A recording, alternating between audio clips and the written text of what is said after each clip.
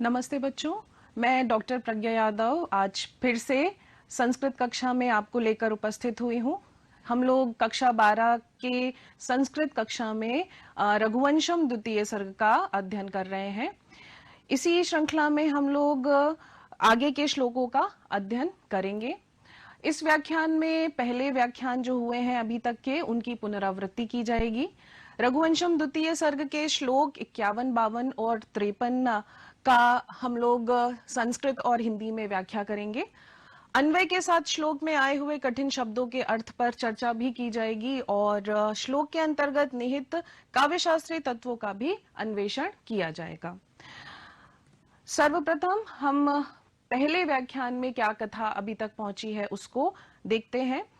आपने अभी तक देखा कि राजा दिलीप और रानी सुदक्षिणा दोनों ही संतान प्राप्ति के उद्देश्य से, उसके उपाय पूछने के उद्देश्य से अपने गुरु वशिष्ठ आश्रम में पहुंचते हैं।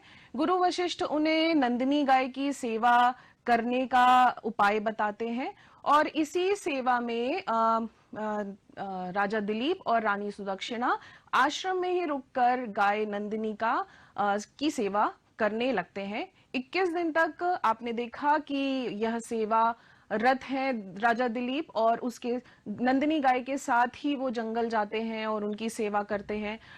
इसी श्रृंखला में 22वें दिन जब नंदिनी गाय राजा दिलीप की परीक्षा लेने का निर्णय करती हैं, तो उसमें इस प्रसंग में नंदिनी गाय मायावी सिंह कुंभोधर के द्वारा अपने ऊपर आक्रमण को रचती हैं। इसके बाद में आपने देखा कि राजा दिलीप जो रघुवंशीय राजा हैं, उनका पराक्रम जो है वो सिद्ध है पहले से ही, लेकिन जो कुंभोदर है, सिंह है, वो शिव के प्रभाव के कारण वह उनका भक्त होने के कारण राजा दिलीप उस पर शस्त्र नहीं चला पाते, वो असमर्थ हो जाते हैं। यह राजा दिलीप को भी कुंभोदर यह बताता है। इस अवस्था में राजा दिलीप शस्त्र चलाने में असमर्थ होने के बाद भी अपने शरीर के त्याग से नंदिनी गाय की सेवा, नंदिनी गाय के प्राण की रक्षा करने का यह अपना निश्चय किया उन्होंने, वह सिंह को बताते हैं। इस पर कुंभोदर उनको विभिन्न प्रकार के प्रलोभन देता है कि हे राजा, आप इतने बड़े साम्राज्य के राजा हो, आपकी युवा अवस्था है, तो आप अपने शरीर का त्याग क्यों कर रहे हो एक सिर्फ गाय के लिए।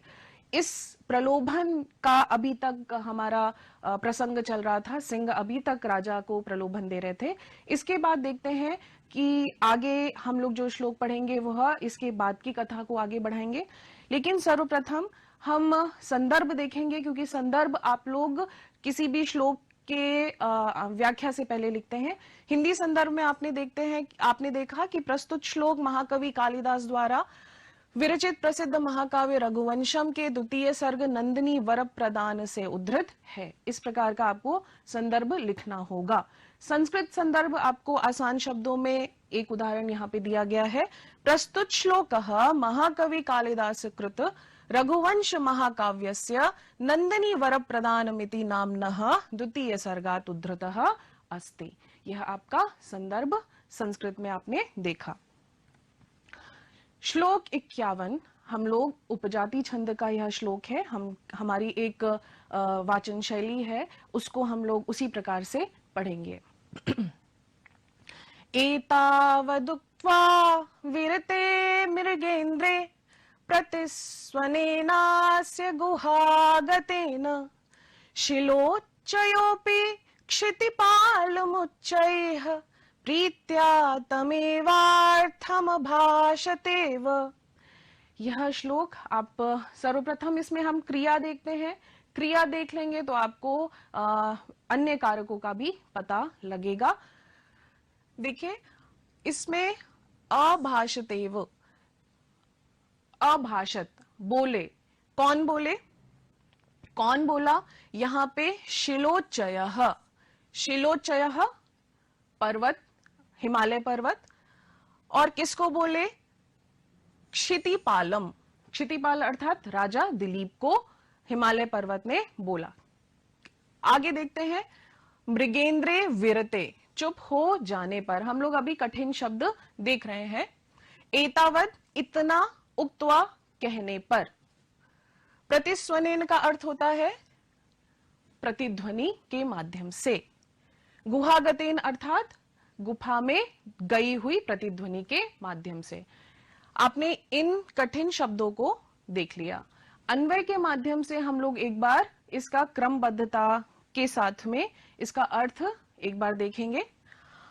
मृगेन्द्रे एतावत् उक्त्वा विरते सति गुहागतेन अस्य प्रतिस्वनेन शिलोच्चयः अपि प्रीत्या तमेव अर्थम क्षितिपालम उच्चैः इव अभाषत।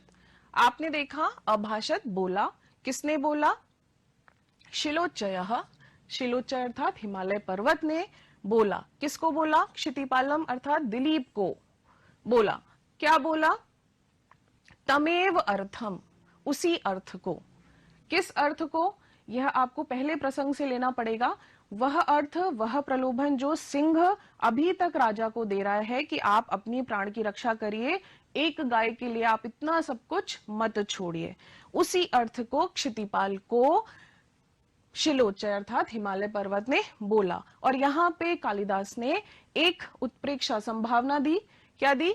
मृगेन्द्रे एतावत उक्त्वा, मृगेंद्र के इतना कहने पर, विरते सति और उसके रुक जाने पर, गुहागतेन गुफा में गई हुई, अस्य प्रतिस्वनेन उसी सिंह की प्रतिध्वनि के माध्यम से, मानो हिमालय पर्वत ने भी प्रीति से, स्नेह से, तमेव अर्थम उसी ही अर्थ को, जो सिंह बोल रहा था उसी ही अर्थ को, क्षितिपालम राजा दिलीप को, उच्चैः जोर से, इव अभाषत बोला।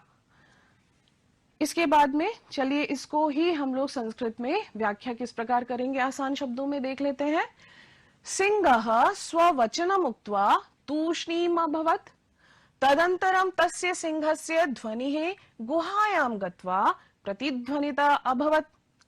तया एव प्रतिध्वनिना माध्यमेन एवं प्रतिभासति यत् हिमालय पर्वतः अपि राजानं स्वप्राण रक्षायाः उपदेशम् एव प्रेम्णा शिक्षयति।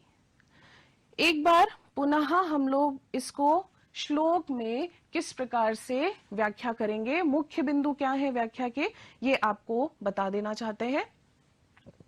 देखिए यहाँ पे इव है, उत्प्रेक्षा बताई गई है, संभावना बताई गई है। और संभावना किस प्रकार की है कि पर्वत मानो सिंह के ही अर्थ को राजा दिलीप को पुनः बोल रहा हो।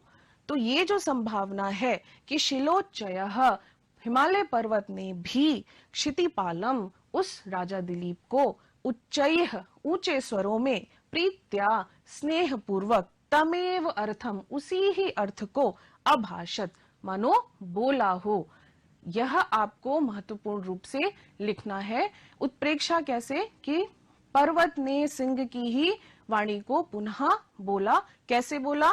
जो मृगेंद्र के बोल देने पर अस्य गुहागतेन उसी की ही ध्वनि जो गुफा में जाने के कारण प्रतिध्वनित हुई, उसी के माध्यम से मानो वह हिमालय पर्वत भी उसी अर्थ को फिर से उस राजा दिलीप को बोल रहा हो। यह कवि का कहना है, यहाँ पर यह वर्णित किया गया है। चलिए हम लोग इसकी भाषागत और शैलीगत जो विशेषताएं हैं उसको देखते हैं। उपजाति छंद को उद्धृत करना ही है आपको, छंद आपको बताना है कि इस श्लोक में कौन सा छंद है। उपजाति छंद में इंद्रवज्र और उपेंद्र वज्र इन दोनों छंद का मिश्रण होता है। अलंकार में आपने पढ़ा, उत्प्रेक्षा अलंकार के यहाँ दर्शन हो रहे हैं। यहाँ देखिए अभाषत जो क्रिया है उसके साथ में इव लगा हुआ है, तो यहाँ उत्प्रेक्षा अलंकार है। संभावना की जा रही है कि पर्वत मानो बोल रहे हो उसी बात को। व्याकरणात्मक टिप्पणी में आपने जो मुख्य क्रिया है उसका लकार आपने देखा कि यह भाष धातु है और उसके लंग लकार का रूप अभाषत बनता है। इसके बाद में हम लोग आगे के श्लोक को आज पढ़ेंगे। निशम्य देवानुचरस्य वाचम मनुष्य देवः पुनरप्युवाच धेन्वा तदध्यासित कातराक्ष्या निरीक्ष्यमाणः सुतरां दयालुः। कठिन शब्दों को एक बार हम लोग देख लेते हैं। निशम्य का मतलब सुन करके, पुनरप्य उवाच, पुनः अपि उवाच, उवाच का मतलब होता है बोले, ये आपने यहाँ क्रिया देख ली। धेन्वा, धेनु, धेनु के द्वारा, तदध्यासित, उसके द्वारा आक्रांत जो थी ऐसी, और कैसी थी, कातराक्ष्या, कातर अक्षी वाली अर्थात कातर नेत्र वाली वह धेनु। निरीक्षमाणः मतलब देखे जाते हुए, निरीक्षण, जिसको निरीक्षण किया जा रहा है, जिसका, किसका किया, और दयालु, यह विशेषण राजा दिलीप का है। दयालु निरीक्षमाणः यह राजा दिलीप का विशेषण है। किसके द्वारा देखा जा रहा है, तदध्यासित, उस सिंह के द्वारा आक्रांत होने से, कातर आंख वाली उस धेनु के द्वारा जो देखे जा रहे हैं, ऐसे राजा दिलीप। और दयालु अर्थात जो दयालु भाव से ओतप्रोत है। सुतराम मतलब और अधिक, अत्यंत। यह आपने इसके कठिन शब्दों को एक बार देखा। चलिए हम लोग अन्वय के माध्यम से इसको एक बार पुनः हिंदी में अनुवाद किस प्रकार से होगा देख लेंगे। देवानुचरस्य वाचम निशम्य, देवस्य अनुचरस्य, देव के अनुचर के, वाचम अर्थात वाणी को, निशम्य सुन करके, निशम्य सुन करके। देव अनुचर कौन है, सिंह का अनुचर कौन है, वह सिंह कुंभोधर। शिव के अनुचर की बात को सुन करके। मनुष्य देव, मनुष्य देव कौन है, मनुष्यों के देव राजा दिलीप ने। पुनः अपि उवाच, फिर से बोला। अब आगे क्या है, किम भूतः तदध्यासित कातराक्ष्या धेन्वा निरीक्ष्यमाणः अतएव सुतराम दयालुः सन। और वो कैसे और हो गए, तदध्यासित कातराक्ष्या, उस सिंह से आक्रांत होने के कारण, कातर नेत्र वाली उस गाय के, उस धेनु के द्वारा, निरीक्ष्यमाणः देखे जाते हुए, सुतराम दयालु, ऐसे देखे जाने पर सुतराम दयालु वो और अधिक दयालु हो गए। यह आपने यहाँ पे देखा। चलिए इसकी संस्कृत में व्याख्या एक बार आसान शब्दों में किस प्रकार लिखेंगे देख लेते हैं। भगवतः शिवस्य अनुचरस्य सिंहस्य वचनं श्रुत्वा आक्रांता कातर दृष्ट्या गवानंदिन्या निरीक्ष्यमाणः दयालुः राजा दिलीपः पुनः सिंहं प्रति अवदत्। यहाँ पे सिंह को राजा दिलीप ने उत्तर दिया, यह वर्णित किया गया है। एक बार इस श्लोक में मुख्य बिंदु आपको कहाँ पे ध्यान देना है और क्या व्याख्या करनी है ये देखिएगा। यहाँ पे कातर अक्षा, एक आंख से देख रही है गाय। जब गाय के ऊपर आक्रमण कर दिया शिव ने, सिंह ने, तो सिंह ने उसके ऊपर आक्रमण किया हुआ है और वो एक करवट लेटी हुई है और एक ही आंख दिखाई पड़ेगी गाय की। तो एक आंख से वो भयभीत होने के कारण एक आंख से बड़े कातर नैनों से वह राजा दिलीप को देख रही है। ऐसी कातर दृष्टि वाली गाय को देखकर वह और अधिक दयालु हो गए और उनका जो प्रण था वो और अधिक दृढ़ हो गया और वह गो सेवा और गो प्राण रक्षा को वह किसी भी तरीके से अपने शरीर देकर वह बचाएंगे उस गाय को। यह प्रण आगे वह लेंगे। यह इस श्लोक में आपको उनकी दयालुता के दर्शन हो रहे हैं और उनके जो एक गो सेवा का जो एक उनका जो प्रण है वह भी इसमें दिखाई पड़ रहा है कि वह फिर से दृढ़ता से उस सिंह से बोले। इसमें भाषा और शैलीगत विशेषताओं में आपको उपजाति छंद है ये लिखना है। व्याकरणात्मक टिप्पणी में कातराक्ष्या अर्थात कातरे अक्षणी यस्याह सा नंदनी धेनु बहुव्रीहि समास के यहाँ पे दर्शन होते हैं। निरीक्ष्यमाणः में निर उपसर्ग ईक्ष धातु शानच प्रत्यय से यह शब्द बना हुआ है। यह आपको उद्धृत करना होगा। श्लोक 53 में हम लोग आगे बढ़ते हैं। आगे देखते हैं कि राजा दिलीप अब क्या बोल रहे हैं सिंह से। क्षतात किल त्रायत इत्युदग्रः क्षत्रस्य शब्दो भुवनेषु रूढः राज्येन किं तद् विपरीतवृत्तेः प्राणैरुपक्रोशमलीमसैर्वा। यहाँ पर आपने देख रहे हैं कठिन शब्दों को एक बार हम लोग देख लेते हैं। उपक्रोश का मतलब होता है निंदा, मली मसैह का मतलब होता है मैले हुए, और क्षतात का मतलब होता है विनाश, विनाश से। त्रायत, त्रा धातु रक्षण में होती है तो बचाता है। उदग्र का मतलब उन्नत। यह आपको कठिन शब्द के अर्थ यहाँ पे बताए जा रहे हैं।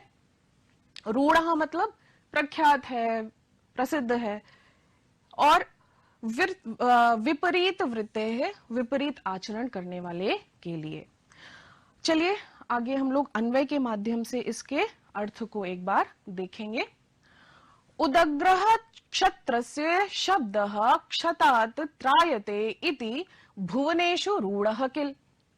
क्या बोल रहे हैं इसमें? उदग्रः उन्नत, क्षत्रस्य शब्दः क्षत्रिय जो शब्द होता है, क्षतात त्रायते विनाश से जो रक्षा करता है, इति इस अर्थ में, भुवनेषु रूढ़ः इस पृथ्वी पर प्रसिद्ध है, किल निश्चय ही। तद विपरीत वृत्ते है, और इस आचरण से, अर्थात किस आचरण से? जो विनाश से बचाए, ऐसे आचरण के विपरीत आचरण वाले के लिए राज्येन वा, राज्य या उपक्रोश मलीमसैः निंदा से मैले प्राणों से, वाकिम क्या लाभ। यह आपका हिंदी में अनुवाद आपने देखा। यहां बताया क्या जा रहा है कि राजा दिलीप उनको, सिंह को उत्तर दे रहे हैं कि इस राज्य से क्या लाभ होगा और मेरे प्राण से क्या लाभ होगा जब मैं क्षत्रिय होने के बावजूद उससे, जो क्षत्रिय शब्द का अर्थ होता है विनाश से जो बचाए, उससे अगर मैं विपरीत वृत्ति वाला हो जाऊं या विपरीत आचरण वाला हो जाऊं, तो मेरे उस राज्य से और मेरे उस प्राणों से जो निंदा से मैले हो गए हैं, उनसे भी क्या लाभ होगा। यह इसका भाव है। चलिए संस्कृत में व्याख्या एक बार देखते हैं। क्षतात यह त्रायते वा रक्षते इति क्षत्र शब्दस्य अर्थः। अस्य विपरीतम आचरणम क्षत्रियस्य कृते सर्वथा अनुपयुक्तम। तस्य विपरीत आचरणशीलस्य क्षत्रियस्य कृते राज्यस्य किं प्रयोजनम। तथा च लोकनिंदया मलिनैः प्राणैः कः लाभः। अर्थात किमपि प्रयोजनम नास्ति, कोऽपि लाभः न अस्ति। ये आपने संस्कृत में सरल शब्दों में इसकी व्याख्या एक बार देखी। पुनः एक बार हिंदी में इसका किस प्रकार से व्याख्या करनी है, पुनः श्लोक में देखते हैं। क्षतात किल त्रायत, विनाश से जो बचाए वही क्षत्रिय कहलाता है। क्षत्र से शब्दों, यह क्षत्र शब्द का भुवनेषु रूढ़ः पृथ्वी में यह अर्थ प्रसिद्ध है। राज्येन किम तद विपरीत वृत्तेः, उस आचरण से जो ऊपर कहा गया है, उस आचरण से विपरीत वृत्ति वाला, विपरीत आचरण करने वाले के लिए राज्य से क्या लाभ होगा। और प्राणैः उपक्रोश मलीमसैः, और उपक्रोश निंदा से जो मलीमसैः मलिन जो प्राण है, जो मैले प्राण है, उनसे भी क्या लाभ होगा। यह उत्तर वह सिंह के उस प्रलोभन को दे रहा है जब सिंह ने, आपने देखा कि 50वें श्लोक में उसने बताया था, प्रलोभन दिया था कि यह जो आपके पास में राज्य है, आप राजा की पदवी है, इसको द्वितीय स्वर्ग या द्वितीय इंद्र की पदवी के समान मानते हैं, इसलिए आप अपने प्राणों को मत त्यागिए एक गाय के प्राण के लिए। तो उसी प्रलोभन का यह उत्तर बहुत ही सोच समझ कर राजा दिलीप दे रहे हैं, और इसमें उनकी दृढ़ शक्ति है, इसमें उनका जो गो सेवा का धर्म है वो निहित है, इसमें न्याय भी निहित है, इसमें उनका पराक्रम और बहादुरी भी दिखाई पड़ रही है।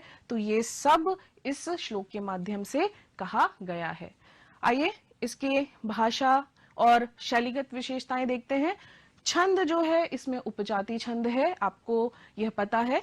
और व्याकरणात्मक टिप्पणी में प्राणैरुपक्रोशम, यहाँ पे विसर्ग संधि है, यह जो विसर्ग है इसका र हो गया है, ये विसर्ग संधि का एक उदाहरण है।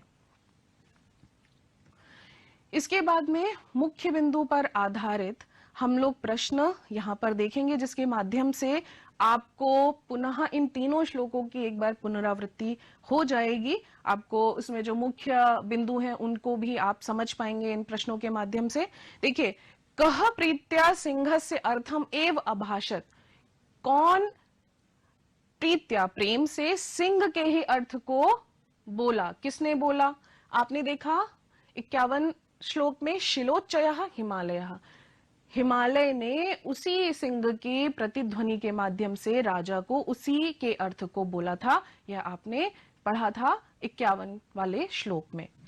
तदध्यासित कातराक्षी इति विशेषणम कस्याह कृते प्रयुक्ता, तदध्यासित उससे आक्रांत, उस सिंह से आक्रांत और कातर अक्षी वाली, कातर नयन वाली, यह विशेषण किसका था? आपने देखा नंदिनी कृते इति विशेषणम प्रयुक्तः।